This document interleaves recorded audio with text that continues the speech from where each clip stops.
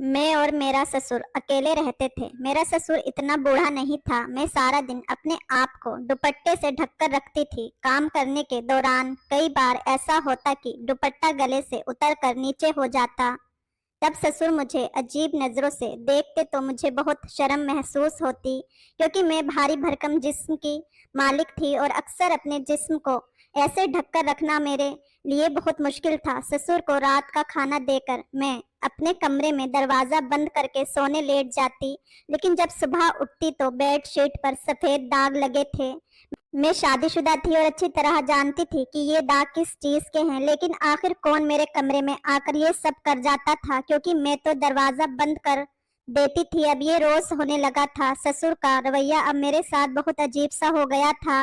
वह मेरा ऐसा ख्याल रखते थे जैसे कोई अपनी पत्नी का रखता है। मेरी शुरू से ही आदत थी कि सुबह होते ही सबसे पहले नहाने जाती थी।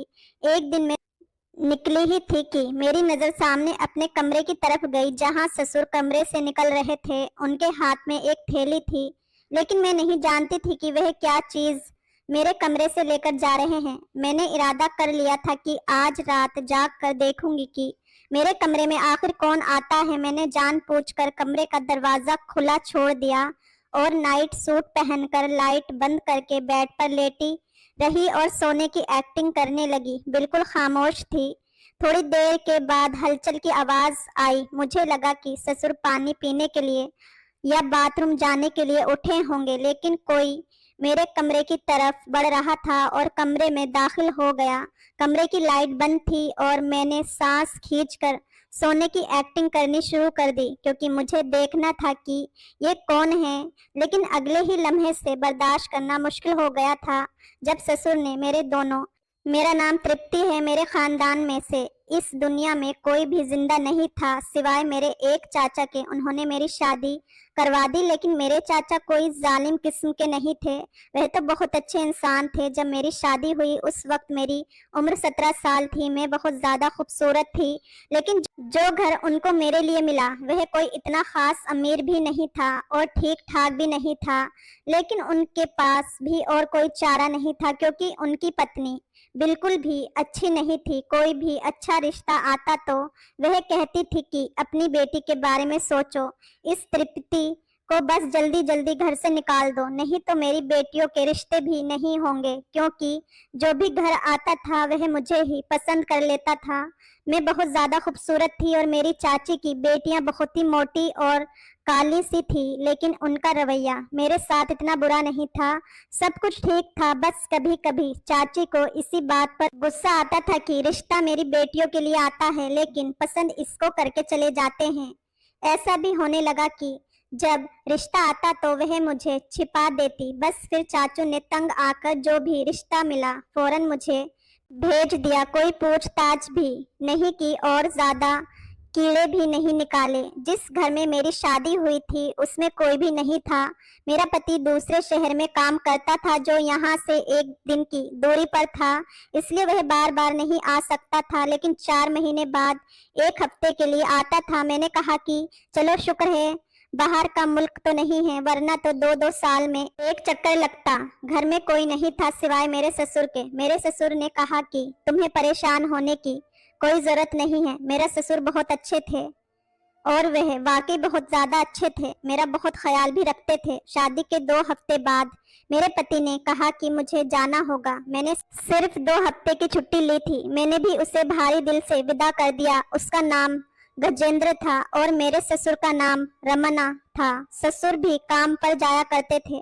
सुबह सुबह उनको नाश्ता बनाकर देती और वह काम पर चले जाते। उन्होंने कहा कि घर को अंदर से बंद कर लेना, कोई भी आए तो दरवाजा ना खोलना। जब मैं आऊंगा तो पहले पूछना कि कौन है, मैं तुम्हें बताऊंगा कि मैं हूँ, उसके बाद ही दरवाजा खोलना।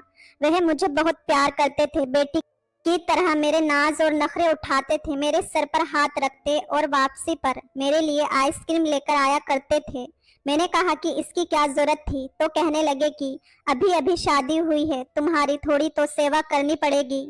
आज मेरी पत्नी जिंदा होती तो मेरी कोई बेटी होती तो तुम्हारा उसके साथ वक्त गुजर जाता, पर क्या करें जब वह इस दुनिया में ही नहीं रही। तो मैंने कहा कि कोई बात नहीं, आप हैं तो ना इसी तरह वह रोज मेरे लिए कोई ना कोई चीज लाए ही करते थे, लेकिन एक बार तो कुछ ऐसा ले आए जिसकी उम्मीद नहीं थी और मैं थोड़ी हैरान भी हुई। मेरा पति सिक्योरिटी का काम करता था, इसलिए उसे दिन भर फोन करने की इजाजत नहीं होती थी।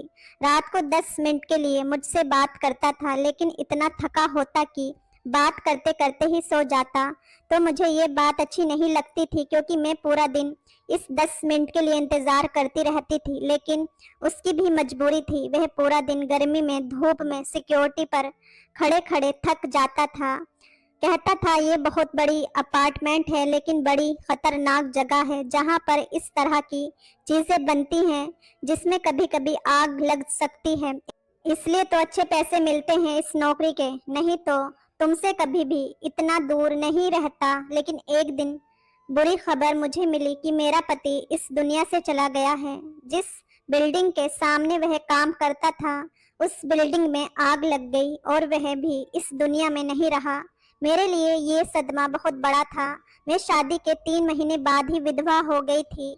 मेरे चाचू ने कहा कि वापस चलो, तो मेरी चाची ने शोर मचा दिया।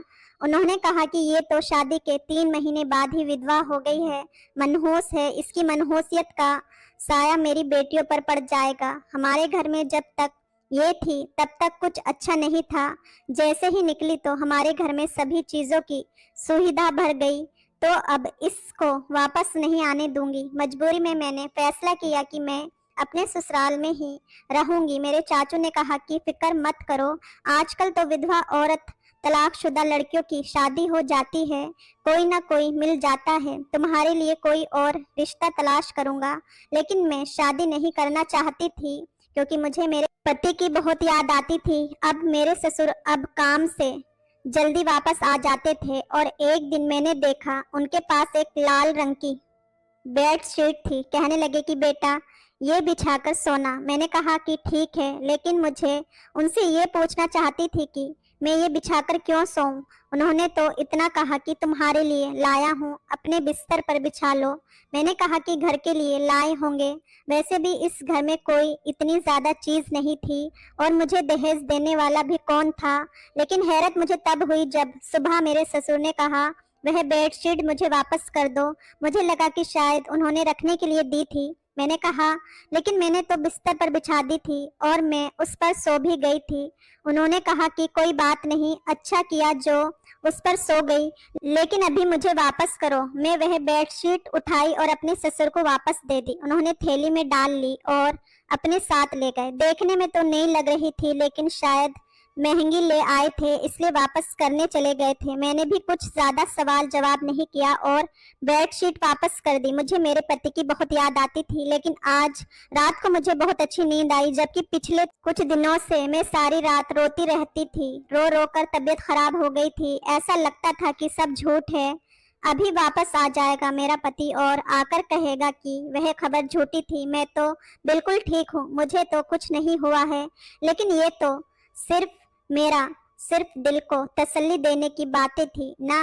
इस तरह थोड़ी ना कोई वापस आता है। जिंदगी बड़ी बुरी है, इंसान के साथ इंसाफ नहीं करती और उससे ऐसी सूरत हाल में डाल देती है जिसके लिए वह तैयार नहीं होता। मैंने कब सोचा था कि मैं इतनी जल्दी विधवा हो जाऊंगी और मेरा पति, जिसके साथ मैंने सिर्फ 2 हफ्ते गुजारे थे, इस दुनिया से चला जाएगा।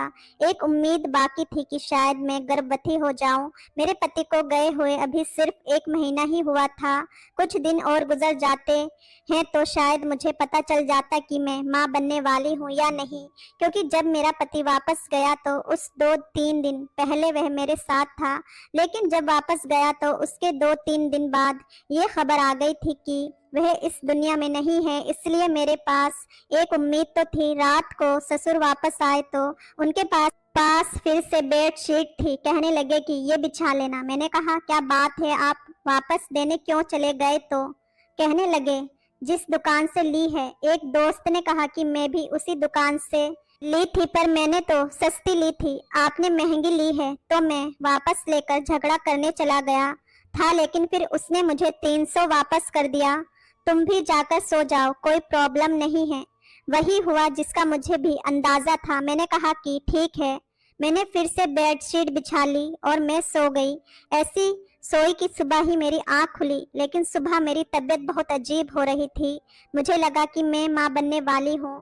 तभी मुझे इस तरह से चक्कर भी आ रहे हैं और बदन भी दर्द हो रहा है।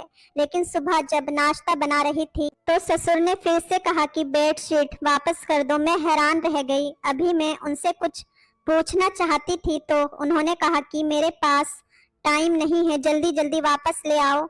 मैंने जल्दी से वापस कर दी और बिना कोई जवाब दिए ससुर बाजार चले गए और कहने लगे कि बहुत काम है मुझे, तुम अपना ख्याल रखना। मैंने सोचा कि ये क्या हो रहा है, कभी वापस करवा देते हैं, कभी ले आते हैं, पता नहीं क्या कर रहे हैं। बूढ़े लोगों की हरकतें अजीब होती हैं कि लोगों की बातों में आ जाते हैं। अगर बेडशीट ले ही ली है तो रख लेनी चाहिए। चुप करके 100-200 में क्या फर्क पड़ता है। आजकल 200 में तो एक टाइम का खाना भी नहीं बनता है। लेकिन मेरे ससुर को कौन समझाता। मेरी तबीयत पूरा दिन खराब रही और मैं खुश होती रही कि मैं माँ बनने वाली हूँ, क्योंकि इस तरह मुझे बात का यकीन हो जाता कि मेरे पास मेरे पति की कोई ना कोई निशानी हो जाएगी। मैंने सोच लिया था कि अगर बेटा हुआ तो मैं उसका नाम अपने पति के नाम पर रखूंगी। इस तरह गजेंद्र मेरी जिंदगी में वापस आ जाएगा।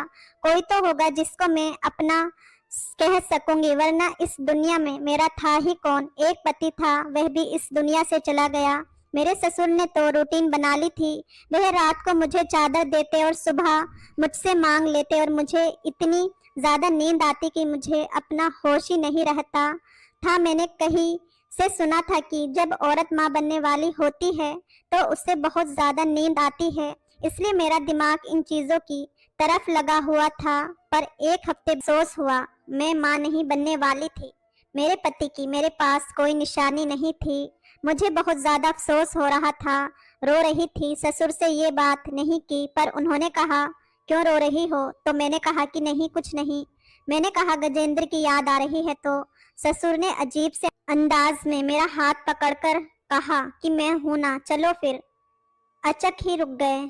मैं भी झेप गई थी, पर ससुर मुस्कुराकर रूम में चले गए। पर अब मैं इस बात पर हैरान होने लगी कि अगर मैं माँ नहीं बनने वाली तो फिर मुझे इतनी नींद क्यों आती थी और मेरे बदन में इतना दर्द क्यों रहता है। क्योंकि मैं तो यही समझ रही थी कि ये सब कुछ इसी वजह से हो रहा है। फिर मेरी तबीयत इतनी खराब क्यों थी। पर अब किसको कहती कि मुझे डॉक्टर के पास ले जाओ। ससुर को कहती तो अजीब लगता, चाचा को कहती तो वह भी क्या सोचते। काश कि मेरा पति जिंदा होता, उसके साथ ही चली जाती। लेकिन फिर तकलीफ ज्यादा बढ़ने लगी। हर रात को अजीब सी नींद आती, पता नहीं चलता था कब सोई हूँ कब जागी हूँ। और एक दिन ऐसा दृश्य देखी कि मैं हैरान ही रह गई। मेरे ससुर खुद ही उस चादर को धो रहे थे। मैं हैरान थी कि ये चादर क्यों धो रहे हैं। उनको क्या लगता है, क्या मैंने इस चादर को गंदा कर दिया है। और अगर वैसे ही उनको गंदी लग रही है तो मुझसे कह देते, मैं धो देती। लेकिन उनका इस तरह धोना क्यों था। वह तो चादर मेरे कमरे में होती थी। मुझे ऐसा लगता था कि मेरे ससुर बेटे के जाने के बाद पागल हो गए हैं। अजीब गरीब तरह की हरकतें करते थे। एक दिन चादर को बार बार कौन धोता है। रात को कहते थे बिछा लेना, सुबह कहते थे वापस कर दो। इस तरह की हरकतें कोई नॉर्मल इंसान तो नहीं करता। लेकिन मैं भी नहीं बोलती थी, क्योंकि शायद मुझसे ज्यादा उनका नुकसान हुआ था। उनके बुढ़ापे की लाठी खो गई थी।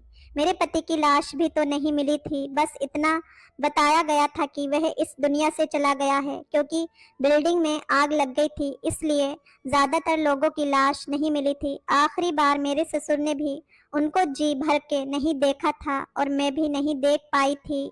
इसलिए शायद हमारे अंदर दुख भरा गया था और इस दुख को निकालने के लिए वह अजीब गरीब किस्म की हरकतें कर रहे थे। इसलिए मैंने इस मामले पर ज्यादा ध्यान नहीं दिया और मेरी तबीयत ज्यादा खराब रहने लगी। मैं अपनी तबीयत से बहुत ज्यादा परेशान हो गई, इतनी कि अब मुझे घर के काम ही नहीं हो रहे थे। यहाँ तक कि मुझे उल्टियाँ भी आ रही थी। फिर एक दिन मेरे ससुर घर पर नहीं थे तो मेरी पड़ोस की एक औरत आ गई। मैंने उससे सब कुछ बता दिया। उसने कहा कि तुम्हारी हालत तो बहुत बुरी लग रही है, इस तरह थोड़ी होता है। अगर घर में सिर्फ ससुर रहते हैं तो उनसे नहीं कहोगी ना, और किससे कहोगी। इसमें शर्माने की क्या बात है, शर्म से मर जाओगी क्या। आओ मैं तुम्हें अपने साथ ले जाती हूँ। वह मुझे अस्पताल ले गई। जब मुझे डॉक्टर ने चेक किया तो उसने कहा कि आप माँ बनने वाली हैं। मैंने कहा डॉक्टर ऐसे कैसे हो सकता है, मेरा पति इस दुनिया में नहीं। उसने मुझे कुछ तारीख पूछी, मैंने उसको सब कुछ बताया। मैंने उससे कहा कि हाँ, पहले मुझे भी लगता था कि शायद ऐसा है, लेकिन इस बात को भी 1 महीना हो गया है। मुझे मेरे पति से दूर हुए 3 महीने हो चुके हैं, लेकिन कभी कभी ऐसा भी होता है कि आपके साथ भी ऐसा हुआ हो। औरत के जिस्म में भी कोई फर्क नहीं आता, लेकिन फिर भी वह माँ बनने वाली होती है। मुझे तो ये बात समझ नहीं आ रही थी। फिर मुझे डॉक्टर ने कहा कि कहीं तुमने कोई ऐसी वैसी हरकत तो नहीं की है। मैंने कहा कि तौबा करो डॉक्टर, ईश्वर को मान के मैंने ऐसी कोई हरकत नहीं की। मैं अपने पति से बहुत प्यार करती थी और मैंने उनको कहा है कि हमारे घर में तो सिवाय मेरे बूढ़े ससुर के और कोई नहीं रहता और मैं कहीं आती जाती भी नहीं। डॉक्टर ने कहा कि ठीक है, देखो बुरा नहीं मानना, लेकिन इस तरह के मामले में सवाल भी ऐसे ही करने पड़ते हैं। लेकिन तुम माँ बनने वाली हो, ये बात पक्की है। अब मुझे नहीं पता है कि तुम मुझसे झूठ बोल रही हो या तुमने अपनी तारीख याद करने में कोई गलती कर दी है। मैंने फिर से हिसाब लगाना शुरू कर दी, लेकिन मेरे हिसाब से तो ये बच्चा मेरे पति का नहीं था। मैंने डॉक्टर कहीं मेरे बारे में बदनामी ना फैलाती रहे, क्योंकि मेरे साथ मोहल्ले की औरत भी आई थी और उसने कहा था कि वो हमेशा इसी डॉक्टर के पास जाती है। तब तो वो बाहर बैठी थी, लेकिन कल को मेरे बारे में पूछ लेती तो मसला हो जाता। मैंने कह दिया कि आप ठीक कह रही हैं डॉक्टर, मुझसे तारीख गिनने में गलती हो गई है। डॉक्टर ने मुझे कुछ दवाइयाँ लिख कर दी और उसने कहा कि आपकी सेहत बहुत ज़्यादा ख़राब है, आपको अपना बहुत ख्याल रखना है। पर मैं ये सोचकर हैरान थी कि ये बच्चा किसका है, मेरे साथ क्या हो रहा था। जब से मेरा पति इस दुनिया से गया था, एक ही हरकत मेरे साथ बहुत ज़्यादा अजीब हो रही थी, जिनका ताल्लुक मेरे ससुर के साथ था। एक तो यह चादर वाली बात और दूसरा मुझे ऐसी बेहोशी वाली नींद का आना, जबकि मैं तो इतनी परेशान रहती थी, मेरे दिमाग में इतने सारे दुख भरे थे, तो मैं इतनी सुकून से कैसे सो सकती थी। इंसान नॉर्मल जिंदगी गुजारता है तो भी आजकल उसको सुकून की नींद नहीं आती, और यहाँ मेरा हम सफ़र इस दुनिया से चला गया था और मैं ऐसे घोड़े गधे बेचकर कैसे सो रही थी। कोई ना कोई गड़बड़ ज़रूर थी, जिसके बारे में अब मुझे पता लगाना ही था। और मैंने सोच लिया कि मुझे क्या करना है। जो भी मैं कर रही थी मुझे वह नहीं करना था, यानी मुझे एक दिन के लिए अपनी रूटीन बदलनी थी और मैंने अपनी रूटीन बदली। मैंने खाना नहीं खाया, ये सोचकर कि कहीं मुझे खाने में तो नहीं कोई चीज़ मिलाकर दी जा रही है।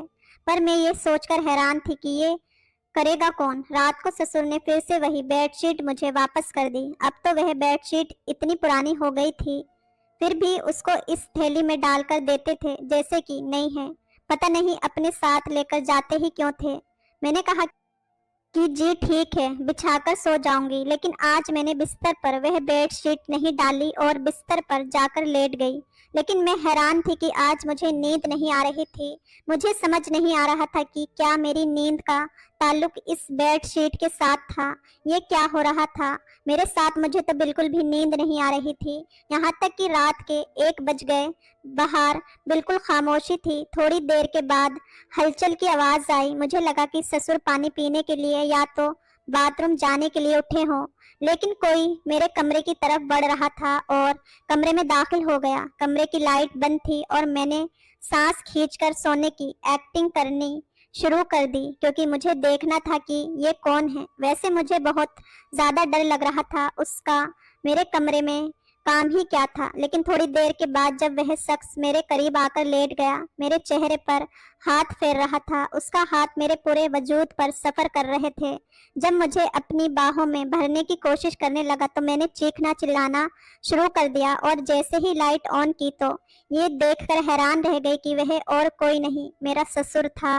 उसने बिस्तर की तरफ देखा और गुस्से से कहा कि चादर नहीं डाली थी। मैं हैरान रह गई कि किस तरह से वह बात कर रहे थे, मेरे साथ में चिल्ला रही थी। वह बोले, कमबख्त औरत, चिल्लाती क्यों है, आ मेरे पास। मैं पूरी तरह घबरा गई। मैंने कहा कि आप क्या कर रहे हैं। मेरा ससुर भी अब घबरा गया। मैंने और जोर से चिल्लाना शुरू कर दिया, यहाँ तक कि मोहल्ले के लोगों ने दरवाजा खटखटाना शुरू कर दिया था। ये क्या हो रहा है? और वह औरत भी अंदर आ गई और उसका पति भी उसके साथ। उससे मेरी थोड़ी बहुत दोस्ती थी। मैंने उनको चिल्ला चिल्लाकर इतना कहा कि पुलिस को बुलाओ, ये मेरी इज्जत पर हमला कर रहा था। वह लोग हैरान रह गए। सारा मोहल्ला इकट्ठा हो गया। मोहल्ले वालों को इस बात से कोई मतलब नहीं होता है कि किसी की इज्जत बचाना है या नहीं। मोहल्ले वाले दरअसल खुद इतने तंग होते हैं कि अगर कोई चोर या कोई इंसान उनके हाथ लग जाए तो उसे मारकर अपना गुस्सा उसी पर निकालना चाहते हैं। मेरे ससुर को भी दबोच लिया गया था। सब कह रहे थे कि इस मोहल्ले में सारे शरीफ लोग रहते हैं, आप अपनी बहू के साथ क्या कर रहे हैं। मैंने उस औरत को सब कुछ बताया कि मैं माँ बनने वाली हूँ और मुझे नहीं पता ये बच्चा किसका है। मेरे ससुर ने जबान आखिर में खोल ही दी। उन्होंने कहा कि वह इस चादर के ऊपर नींद की दवा लगाकर देते थे। जब वह दवाई मेरे सांस में जाती तो मैं बेहोश हो जाती थी और उसके बाद वह मेरे साथ सारी रात सोते थे और सुबह होते ही कमरे से निकल जाते थे और ये बच्चा भी उनका था। सब लोगों ने कानों को हाथ लगा लिया कि तौबा तौबा, क्या जमाना आ गया है। कुछ लोग बोले अगर ऐसा हो ही गया है तो इन दोनों की शादी करवा दो, लेकिन मैंने शोर मचा दिया। अपने चाचू को भी बुला लिया। मैंने कहा कि खुदकुशी कर लूंगी लेकिन इस इंसान के साथ शादी नहीं करूंगी जो मेरी इज्जत पर हमला करता रहा है। मैं तो इसे अपने बाप के जैसा समझती थी। मेरे चाचू ने कहा कि अब तुम्हारी चाची कुछ भी बोले, सारा जमाना मेरे खिलाफ हो जाए, मैं तुम्हें यहाँ नहीं रहने दूंगा। मैं अपने चाचा के घर चली गई। मेरी डिलीवरी भी हो गई और बच्चा भी दुनिया में आ गया। मैंने एक बेटे को जन्म दिया था पर मेरी जिंदगी नर्क हो गई थी। सब कुछ खत्म हो गया था। लेकिन फिर एक दिन कुछ ऐसा हुआ कि मैं हैरान रह गई, क्योंकि शायद ईश्वर ने मेरे साथ इंसाफ कर दिया था। मेरा पति वापस आ गया था। मुझे देखकर हैरान रह गया। वह समझा कि ये उसकी औलाद है। कितनी देर हम रोते रहे, एक दूसरे के गले लग के फूट फूट कर रो रहे थे। दरअसल मेरा पति मरा नहीं था, वह अस्पताल में था और कोमा में चला गया था। किसी को पता ही नहीं था कि वह कौन है, इसलिए किसी ने उसके घर वालों को नहीं बताया। उसको 1 साल बाद होश आया तो फौरन मेरी तरफ भागा। मैंने उसको सब कुछ बता दिया तो हैरान रह गया। उसने कहा कि अब मैं क्या करूं, ये सब क्या हो गया। मैंने कहा कि कुछ नहीं करो, बस मुझे छोड़कर ना जाना। उसने कहा कि आज से मेरे बाप के साथ मेरा कोई रिश्ता नहीं है, बस मैं तुम्हारे साथ हूँ। तुम फिक्र नहीं करो, हम लोग साथ रहेंगे और इस बच्चे को भी पालेंगे। अभी भी ऐसा लगता है कि या तो वह बुरा सपना था जिसको मैं गुजार रही थी या फिर ये कोई अच्छा सपना है जिसको मैं गुजार रही हूँ कि मेरा पति वापस आ गया। बस अब मैं इस सपने से जागना नहीं चाहती। मैं अपने पति के साथ ही रहना चाहती हूँ, लेकिन बस एक मसला है। आप ही बताएं, क्या मुझे ससुर से हुए बच्चे को जन्म नहीं देना चाहिए था या मैंने उसे जन्म देकर सही किया। दोस्त